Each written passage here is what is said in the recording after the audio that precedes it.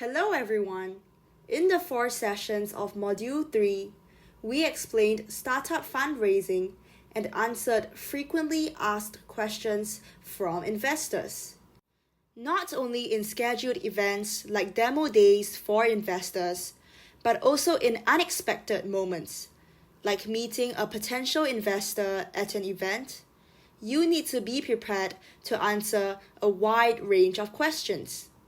The questions investors ask can also vary depending on the stage of your startup and whether you are a newcomer to the industry or an established leader.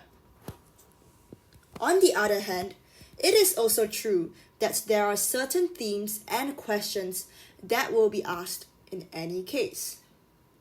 Therefore, in this introductory course, we have explained the essential questions for each theme and the key ideas for answering them effectively. Are you now ready to confidently and concisely answer these typical questions, no matter when or who asks you? In this session, as a summary of Module 3, we will watch a video of an interview with a globally active investor. This will help you reinforce what you have learned by applying it in a practical, real-world context. First, before receiving practical feedback from investors, let's review the early stages of startups and the key investors at each stage. During the bootstrap stage, funds are typically raised from angel investors. In the seed stage, funding often comes from incubators, accelerators, and VCs that focus on early stage investments. From Series A onwards, funding is usually provided by traditional VCs and corporate venture capitalists, CVCs. Please note that this lecture will not cover fundraising other than investment, such as subsidies from governments and other sources, or loans from banks. In the bootstrap stage, you decide on a major issue to tackle and validating it with customers who have experienced the problem. The primary goal is to identify the initial customers based on a hypothesis. At this stage, the main activities are interviewing potential customers and repeatedly creating product mock-ups, so large funds are not necessary. Therefore, generally, you will not receive investment from external investors or borrow from banks, but will work with your own funds and the resources of your team members. However, there are certain cases where angel investors may choose to invest. Angels are former entrepreneurs with exit experience or wealthy individuals. Thus, from the startup perspective, you should approach them not just for funding, but for the additional support that they can provide, such as business expertise, know-how, and industry connections. That said, if your sole focus is securing money, be cautious as it may lead to unexpected trouble since you are handing over shares. Next is the seed stage. At this stage, based on the verification, we create an initial product, a so-called beta version, rather than a mock-up, and sell it to clearly defined customers. This is the time to start shaping a solution that can solve the burning needs as a product. Usually, it is at this stage that you start to raise a certain amount of money. It is in the range of about $500,000 to $2 million.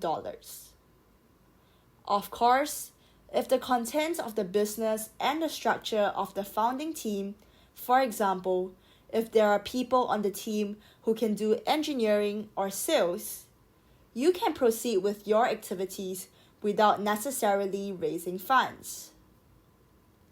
Next comes Series A.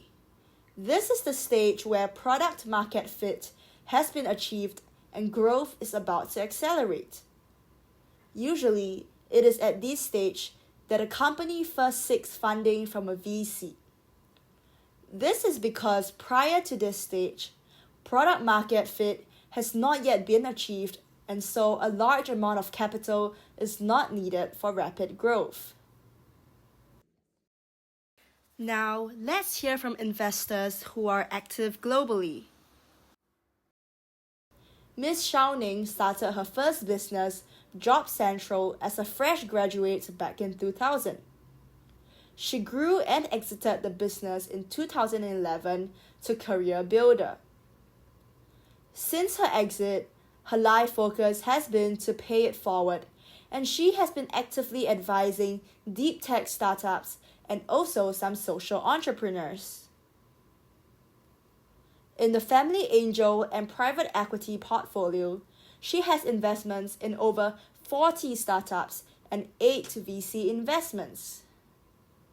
She is a peer mentor to many women, and most importantly, she is a wife and mom to 4 boys. As an angel investor, what do you look for first in a startup?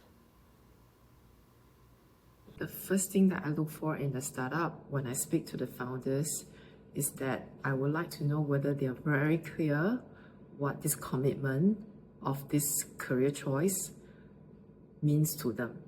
Are they really prepared for the long haul, or are they not very sure of what they're looking for? They just think that this is something that it sounds interesting. So it's through questions and understanding about them that help me understand their intention and motivation behind their... I think for early investors, what we are looking for is the clarity of commitment, clarity of thoughts in the founders. So, I mean, if I'm just using myself as an example, I look at almost 50 to 60 companies a month. So it's not possible for me to interview or even have a face-to-face with every one of them, right?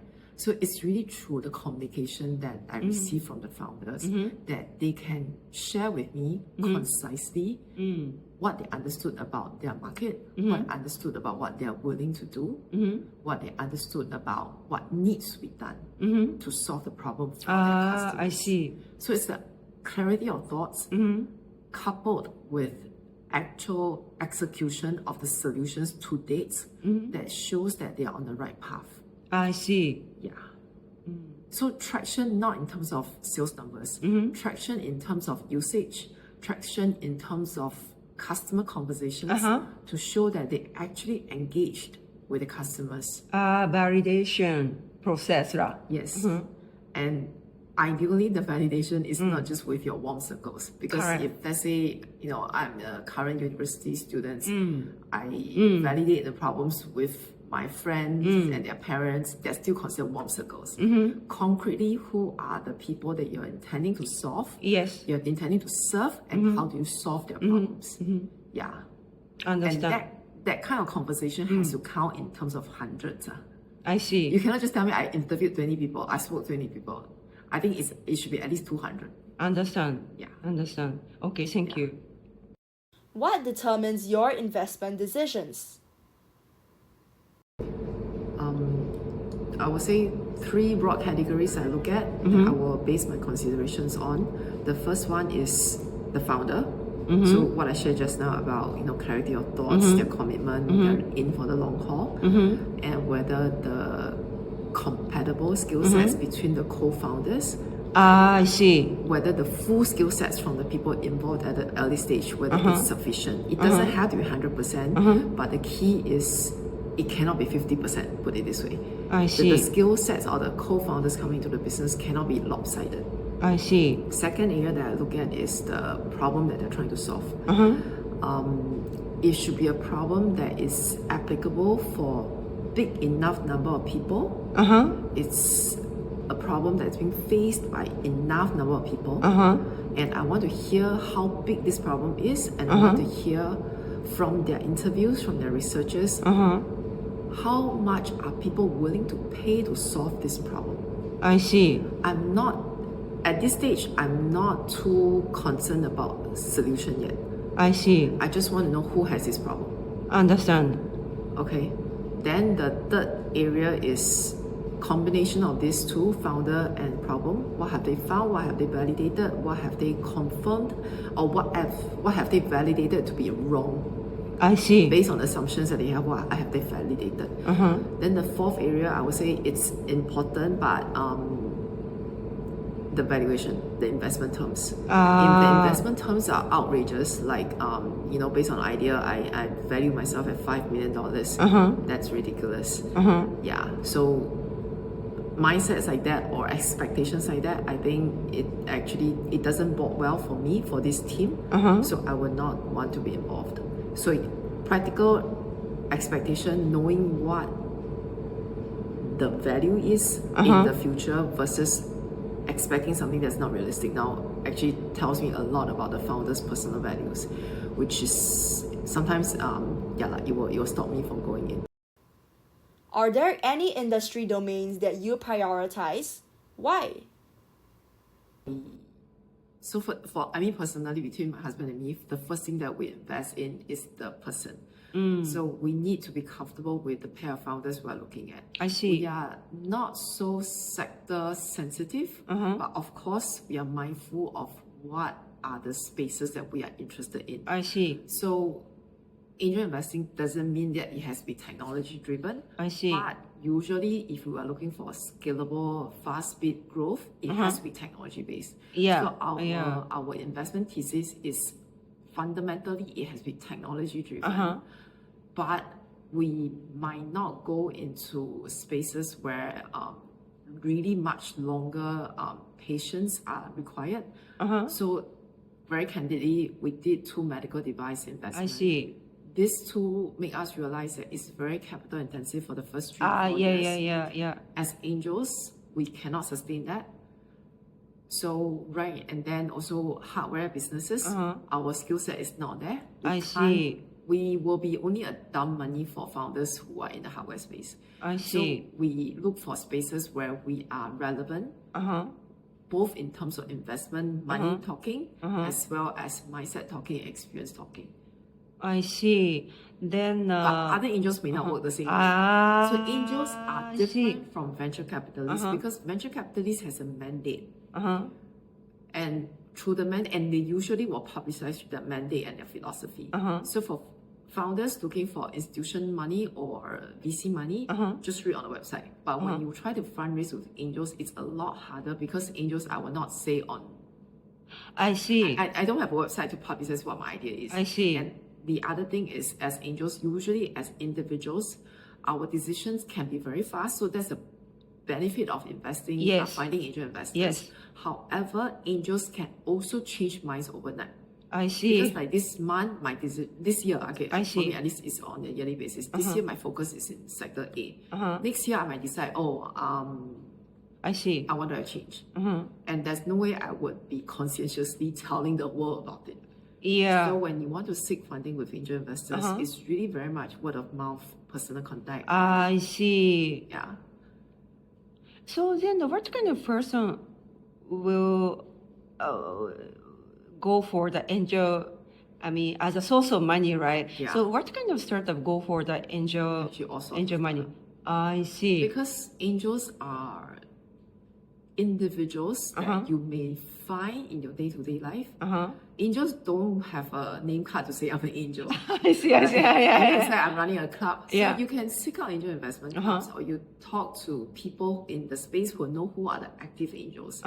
So in different ecosystem, you all have different active angels. So like for me, within my portfolio from the past 10 over years, we have invested in almost 50 companies. So we are more active in the space. Then people who, within my own portfolio company, they will refer other founders who are seeking money to come to us. But it doesn't mean that there's no selection process.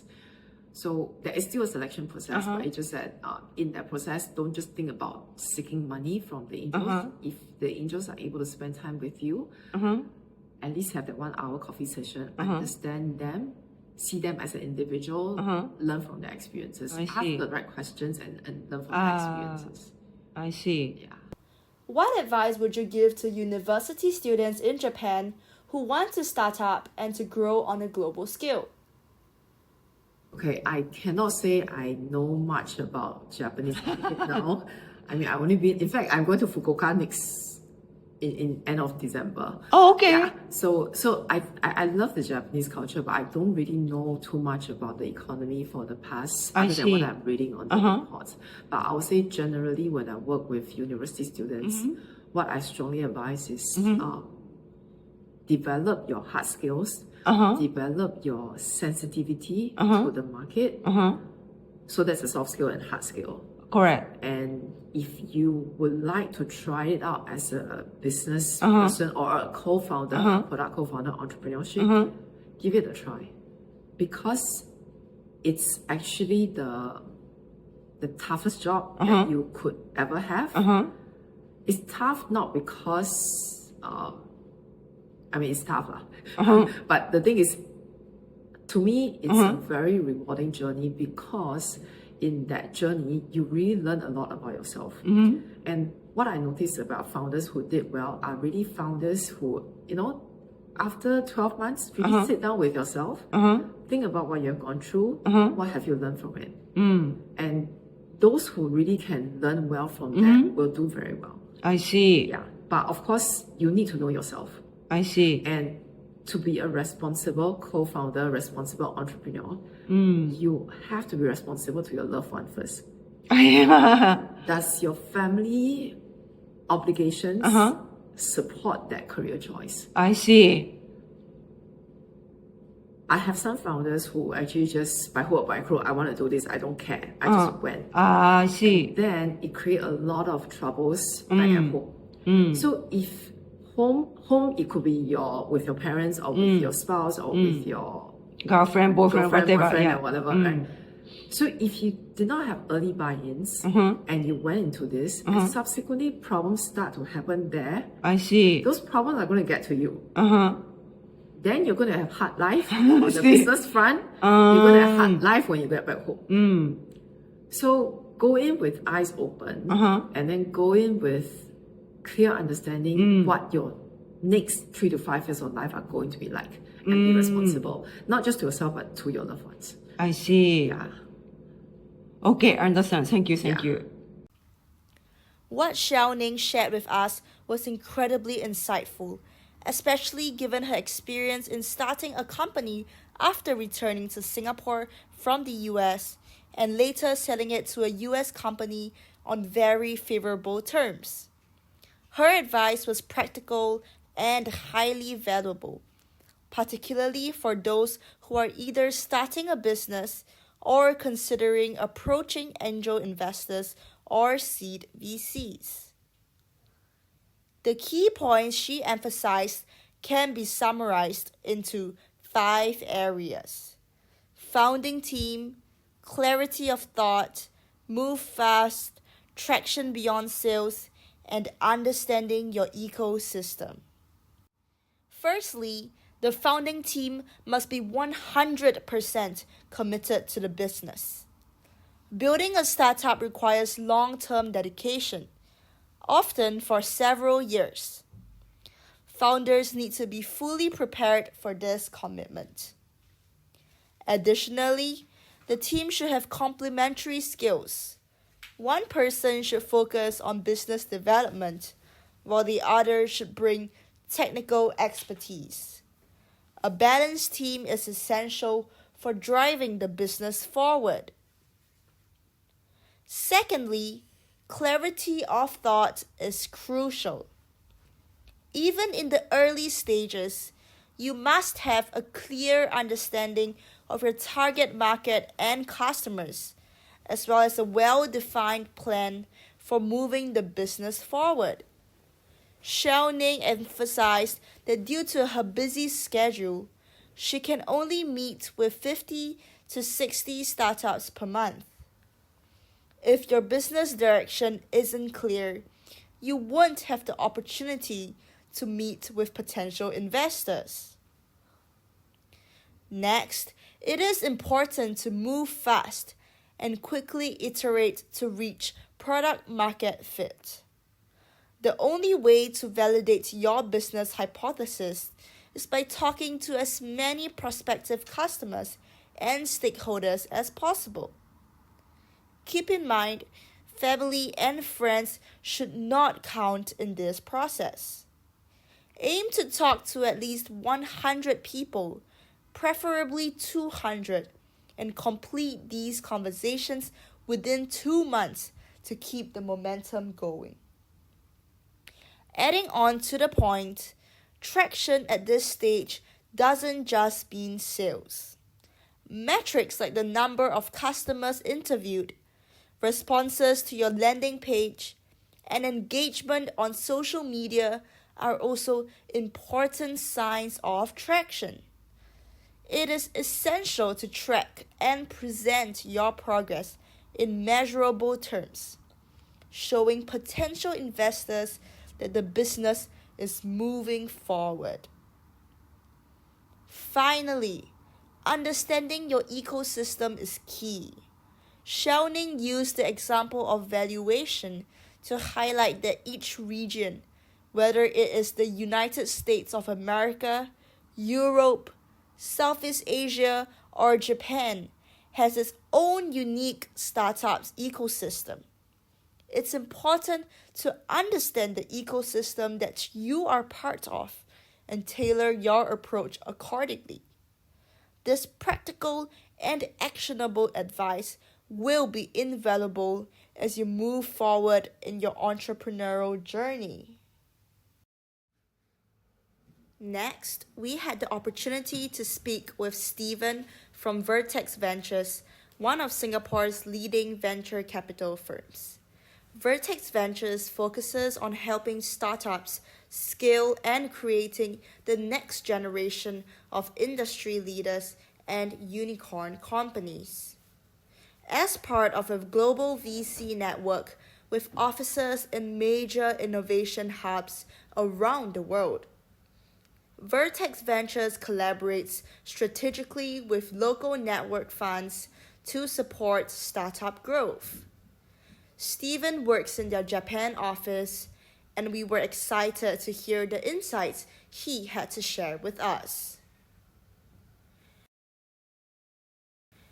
I am sure many startups come to you every day. What makes you decide to meet with them?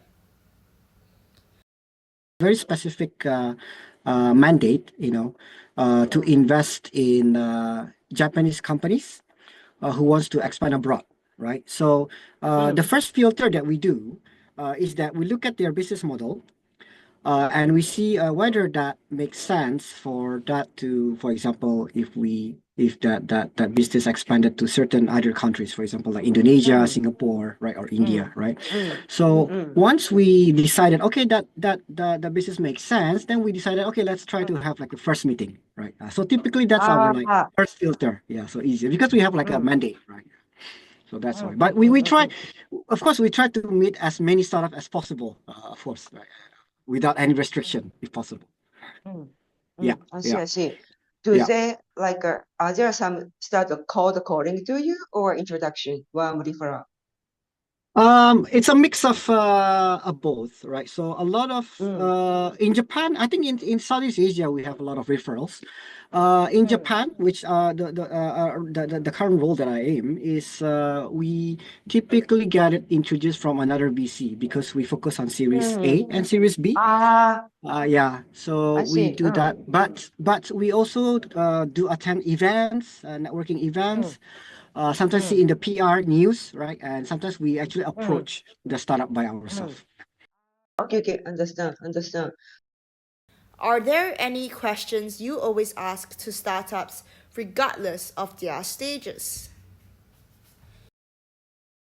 Yeah, I see. So because every stage is different, right, as you may know. But regardless of stage, I guess if I have to answer that, I guess it's more towards the why they want to start the startup, right, in the first place. So to elaborate on that, like typically when we meet, right, we also ask what inspires the CEO or the co-founders, right, or the team, why they want to start this certain business in the first place, right? Or is it for for example, short-term monetary or money, right? Or do they have like a long-term vision, right?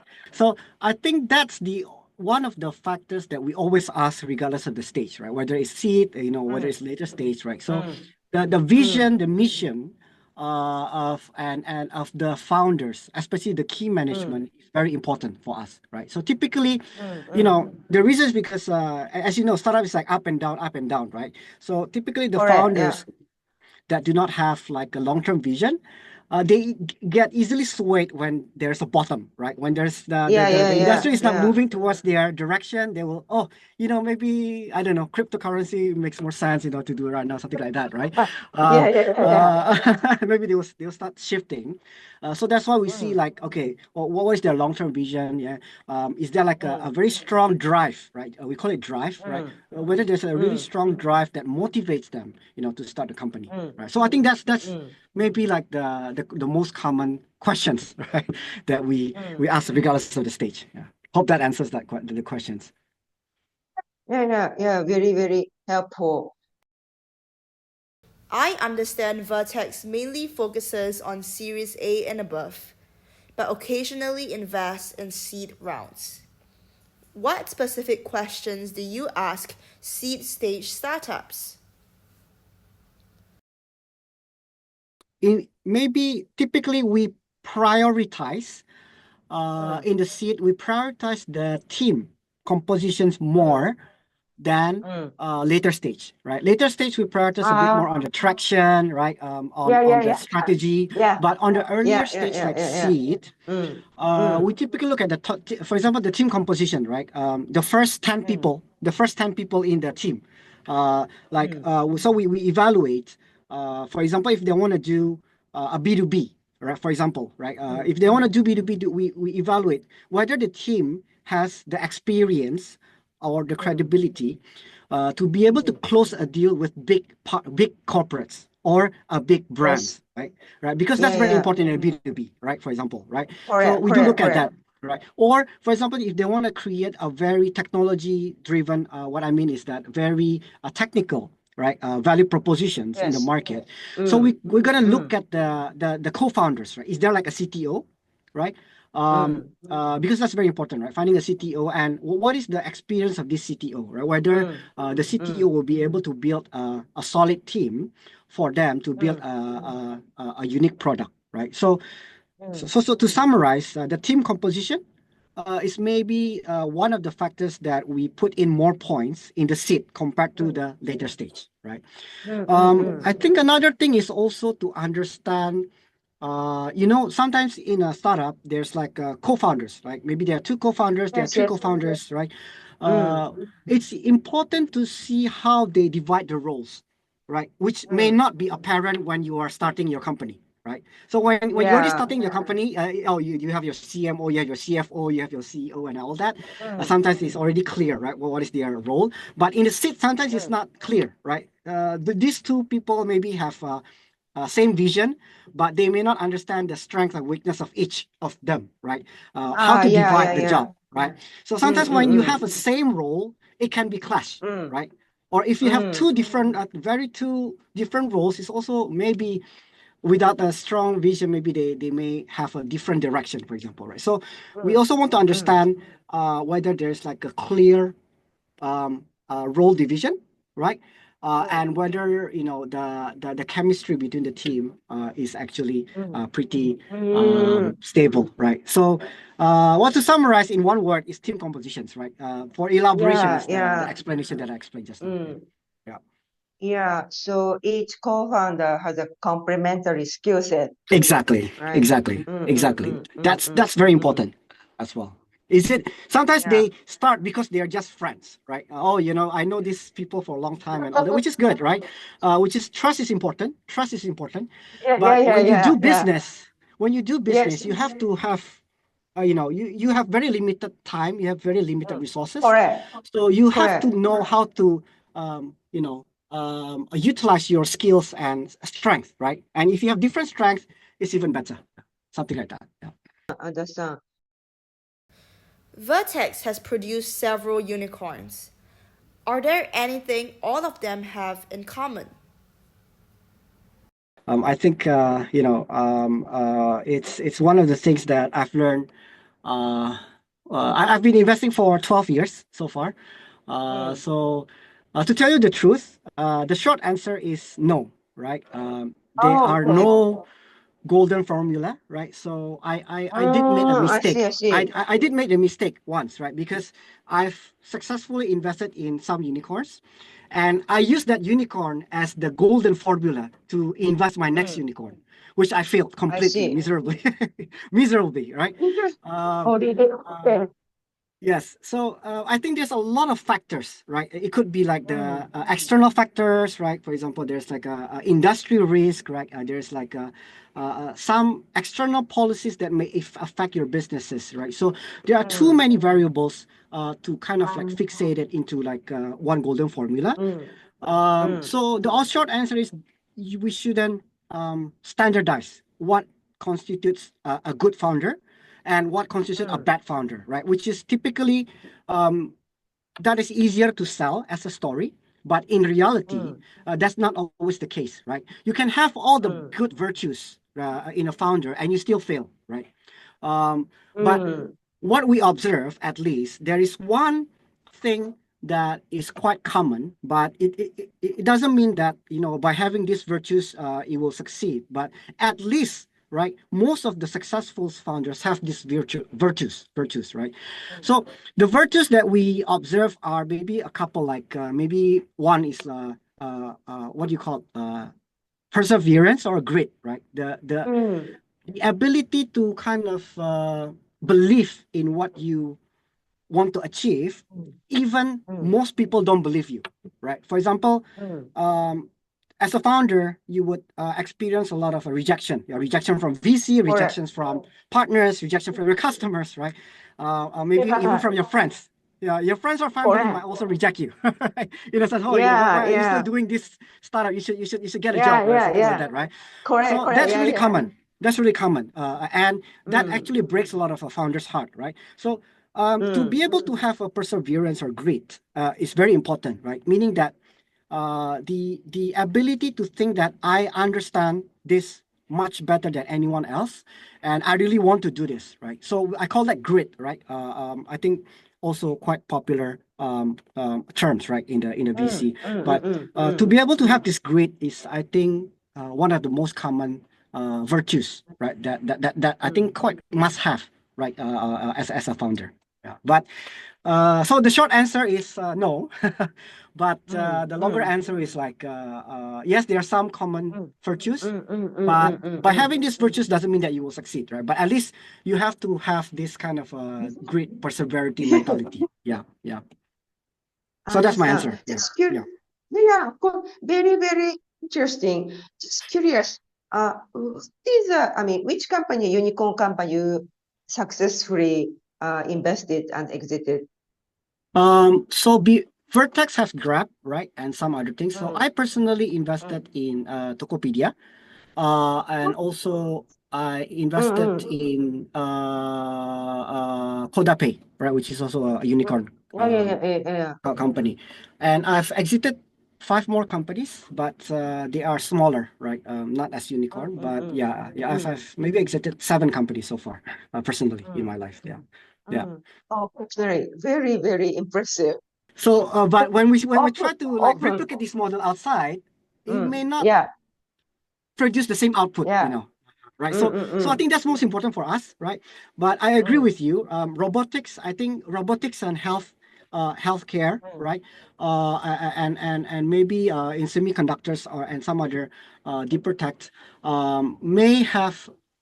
Japan has more advantages globally, right? We do look at that, but we try to be more agnostic in this sense, rather than vertically focused. Yeah. Vertex has invested globally in Southeast Asia, the US, and Europe. From that experience, what is your opinion of startups in Japan? So actually I've been looking at Japan on a case-by-case basis, even like 10 years ago. So I can kind of compare like before and now. So as you said, right, as you have correctly pointed out, it's interesting because the domestic market is so strong in Japan. Sometimes there's no incentive to go outside of Japan, which you are right, right? Correct. And second, also, I think to add to your point, the liquidity in Japan market is also much better than Southeast Asia. Right, in the sense that there's a very liquid IPO market. Like, you don't really need to go beyond Series B to be able to exit properly in Japan, right? You have a strong monetization, you have a good liquid market. Why accept more money, right? You can just go IPO and then cash in, right? Which is correct, which is true. But I think recently, as you mentioned, I think a lot of the founders, especially the recent founders, already starting to realize that this position may not stay for the next few decades anymore. If they think about 10 years, 20 years, right? They have to change something. So we do see this is majority still maybe focused on domestic, but we see maybe, I don't know, more than 10% already of the startups that we meet have a more global mindsets already, right? Which is great, right? That's why we actually come to Japan, right? They started to think of outside of Japan, and of course not only the US already. So they already know about Indonesia. Yeah, some of them even moved to Singapore, right? I think there's a lot of Japanese founders in Singapore already right now. That is very encouraging, right? That's very encouraging, right? I think thanks to that and also the recent government support from Japan, right? That actually promotes Japanese startup, right? So there's more global money coming into Japan, right? So what happens is that maybe previously there's not much choices, after Series B. Maybe you can go IPO, right? But now you have choices. Do we want to go IPO or do we want to raise a bit more, maybe from global VCs? And we start to tackle international market, right? So I think this will be like the first pivot points or like the starting point of the next generation of entrepreneurs in Japan, right? And I think because there's not many successful benchmark yet, right? Except for the big corporates, right? There's not many successful use case yet. So that's why it is not as common. But give it like few years, right? I'm sure there's a lot of more Japanese company who will be successful in Southeast Asia or in globally. And then more and more entrepreneurs will follow their footsteps, right? And for that, that's why VCs like us, we also try to support, right? And I think it's just a matter of time before we see a change, a paradigm shift in this kind of mentality. Yeah. So that's my view on the Japanese startup. What is the biggest challenge for Japanese startup?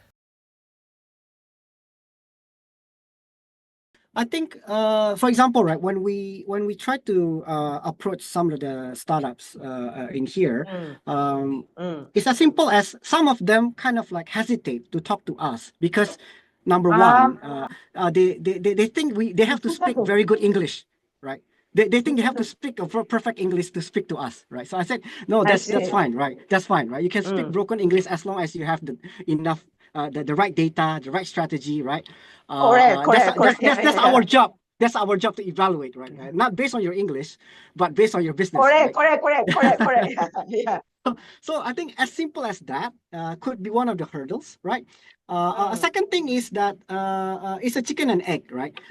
Because now they see that there's still a lot of room for grow in Japan, right? Because every dollar that they spend, the ROI still makes sense, right? They still can grow their businesses. But if they try to use that money to go outside of Japan, they may not have the same return, right? They may need some more time to kind of like realize the profit, right?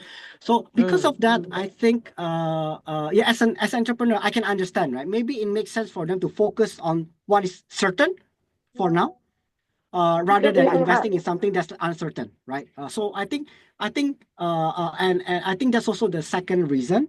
And going back to my point, right? It's because that maybe they see like other cases. Oh, this company tried to expand, but they failed, and then they come back and then, maybe it's better not to expand, right? But I think that's just like a beginning of of trying, right? I think if there's more examples of, as I said, right, a benchmark of certain Japanese companies who are successful, right? I think there's already some, right? For example, like any mine or certain Japanese company that actually established in local and then they go IPO. Yes. I think if we have more and more of this, it will also kind of like stimulate them to kind of try, right?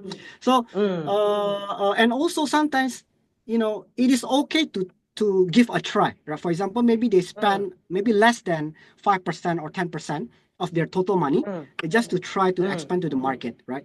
And fail, right? That's fine, right? I think this kind of like mentality is actually quite needed, right? And as long as we have enough, as long as there's a platform that can help helping finding the right partners, the right information, the right people, the right money for them, I think it will be easier for them to try to challenge outside of Japan, right? And right now, a lot of the ecosystem and infrastructure may be still geared towards domestic, but you will see a lot more like Japanese VCs who already tried to expand globally, right? They also have a global presence, right, in Southeast Asia.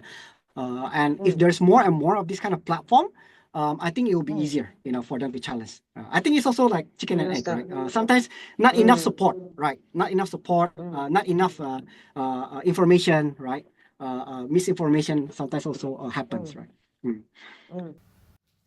What advice would you give to university students in Japan who want to start a business and grow it globally? So I would maybe advise maybe number one is to learn a lot of to be resourceful in a lot of successful business models in different countries, right? Not only in Japan, right? So sometimes there are certain business models that's very unique in Southeast Asia, right? or maybe in Singapore, correct. Yeah. or maybe very unique in Japan, right? I think they have to know all of this and to kind of like come up with a unique idea that maybe like have a cross-border capability, right? Correct. Yeah, correct. Yeah. So sometimes it is not enough to just say, oh, I know this model in Japan, then it may work in another country. That may not be necessarily the case, right? You have to also understand the other parts of the component, right? Yeah. So I think number one is resourcefulness. Second is I think to have how do I say, is to create a culture of a more global mindset, in a sense. How do I say this? Sometimes the operation works differently in different countries, right? So for example, in Japan, work ethics is very strong, right? Typically people go on time, right? They are not usually late, right? Which is good, right? But when you expand to another countries, that virtues may not be the same, right? Correct. Yeah. I totally agree. Right? Anymore, not anymore. Yeah. Not anymore. So I think to have a culture that is catered to different kinds of a culture, I think to build that from day one is very important, right? Because sometimes when you build a culture based on certain markets, it is harder to change when you are already big, right? When you're already so big, it's very hard to change your fundamental, right? But when you're still so young and so early, it is still very flexible. You can kind of like, try different kinds of culture and things. So I think number two is the mindsets of a global mindset, right? It's also quite important, to start, right? And I guess my last advice, just reach out to VCs are typically happy, to talk to even students, right? Or any aspiring entrepreneurs. And I think as long as they reach out, I think they can get a lot of feedback from VCs, right? And getting feedback is also important, right? To also reiterate your business, your strategy, right? And to confirm whether there's already a lot of players in whatever they are trying to do, right? So I guess my last feedback is just try to reach out as many. Do not care about English. Do not care about rejection. Just try. Just go. Just try to speak as many people as possible. I think that's my advice. Yeah. Understand. What he shared with us was highly thought-provoking, particularly from the perspective of a VC who invests in startups that have achieved product market fit. He highlighted 4 key points in his talk. business model, team, no golden formula for unicorns, and education for a global mindset. The business model, or the way a company makes money, is crucial. From a global scaling perspective, it can be difficult to secure funding from international VC firms if the business model is too country-specific, such as being uniquely tailored to Japan.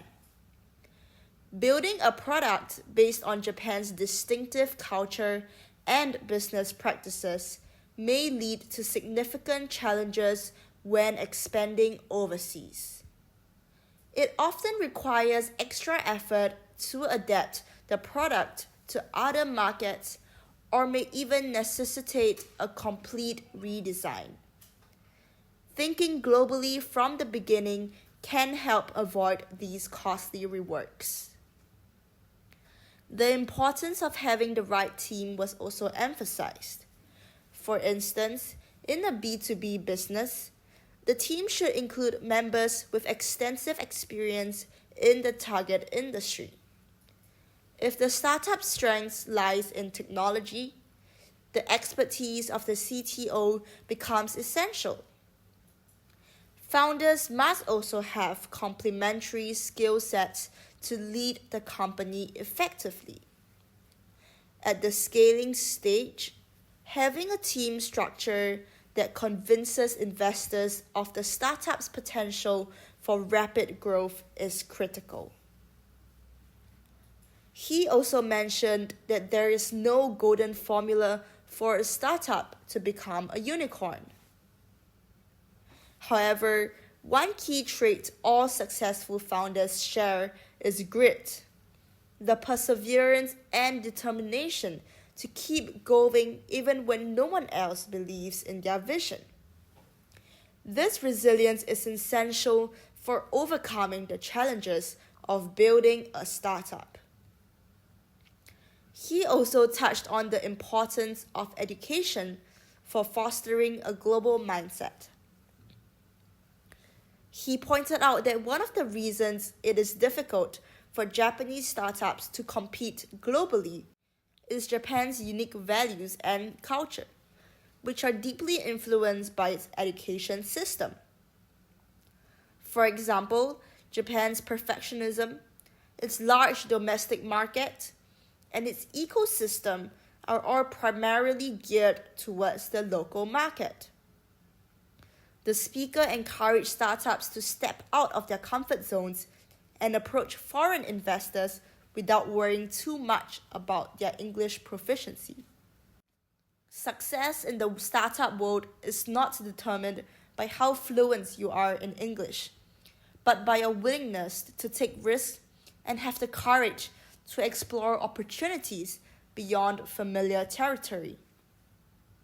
Many doors can be opened simply by taking the first step. Please put these advice into practice. The angel investors and venture capitalists shared a wealth of concrete and valuable advice, particularly for those focused on Series A and beyond. I highly encourage everyone to watch this video multiple times to refine your approach to investors. Thank you for watching and good luck in your startup journey.